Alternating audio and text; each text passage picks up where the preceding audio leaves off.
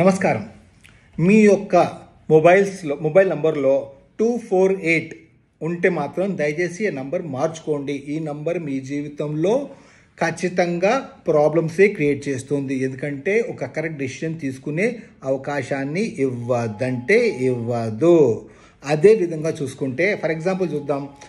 ఏదో some X నెంబర్లో ఉన్నాయి, 84 కనపడుతుంది, 2 కనపడట్లేదు. కానీ టోటల్ అంటే మొత్తం మొబైల్ నెంబర్ టోటల్ వేస్తే 2 వచ్చింది అనుకోండి, 2 కూడా ఉన్నట్టే లెక్క. అదే టోటల్ 4 వచ్చింది అనుకోండి, 2 8 ఉంది, 4 కనపట్లేదు, కానీ టోటల్ 4 వచ్చింది, 4 ఉన్నట్టే లెక్క. 248 మీ మొబైల్ నెంబర్లో ఉంటే ఇమీడియట్గా మొబైల్ నెంబర్ మార్చుకోండి. మీకు తెలిసిపోతుంది మీ జీవితం ఎలా ఉంది, డిస్టర్బెన్స్గా ఉందనుకోండి, 248 ఉండి మార్చుకోండి.